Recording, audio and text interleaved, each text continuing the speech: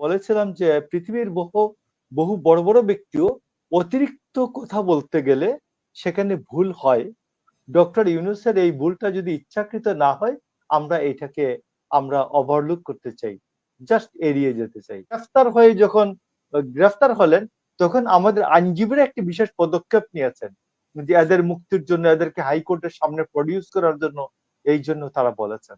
তো এইগুলো হচ্ছে আন্দোলনের অংশ, বুঝছেন?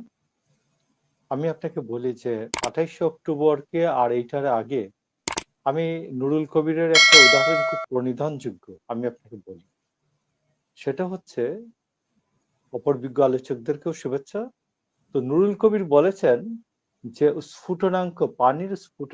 পানি বাষ্পায়িত হয় 100 ডিগ্রি সেন্টিগ্রেড যখন হয়, বাট 99.9 পর্যন্ত এইটা কিন্তু পানি থাকে।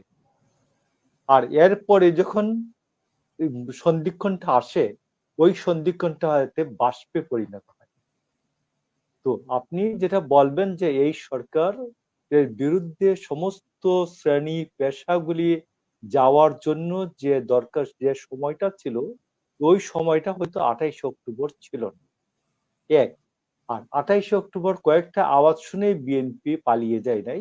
28শে অক্টোবর তারা বিএনপির সমস্ত মাইকের তার কেটে দিয়েছে, এবং তারপরে যখন ওইখানে আর ভাষণ দেওয়া সম্ভব ছিল না, ওইখানে মুহুর্মুহু সাউন্ড গ্রেনেড এবং গুলি হচ্ছিল, তখন বিএনপি ঠিক মনে করে নাই যে ওই মুহূর্তে জাসদের মতো একটা যুদ্ধে যাওয়া দরকার, তা মনে করে নেই।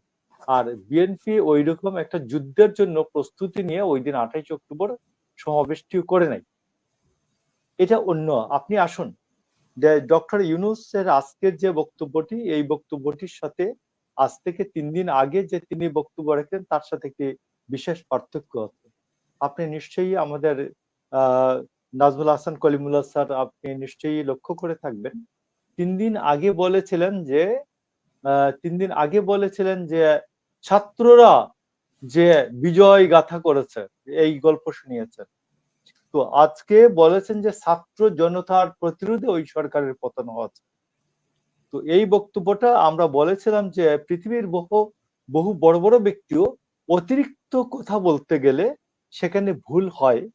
ডক্টর ইউনূসের এই ভুলটা যদি ইচ্ছাকৃত না হয়, আমরা ওভারলুক করতে চাই, জাস্ট এড়িয়ে যেতে চাই। আরেকটা হচ্ছে যে আমি আপনাকে বলি, মাস্টার মাইন্ড এইগুলি আন্দোলন সংগ্রামের বিজয় কখনোই পরিকল্পনার মাধ্যমে আসে নাই।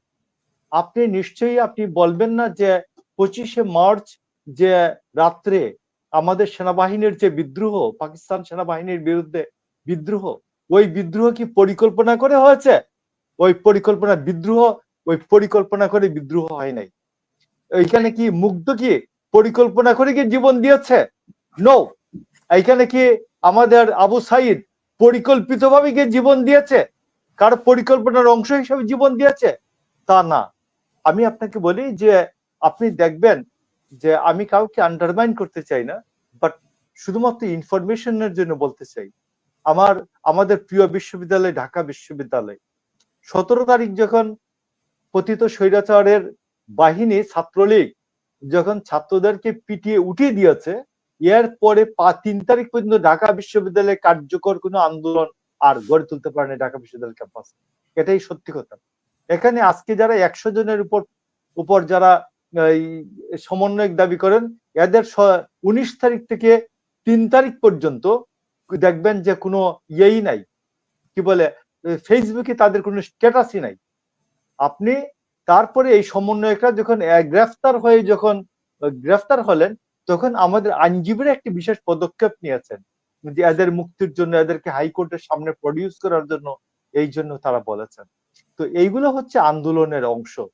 তো আমি আপনাকে বলছি যে সেই ক্ষেত্রে বিএনপির শেষ 3 দিনে 117 জন আর প্রায় 400-র উপরে বিএনপির নেতাকর্মী জীবন দিয়েছে।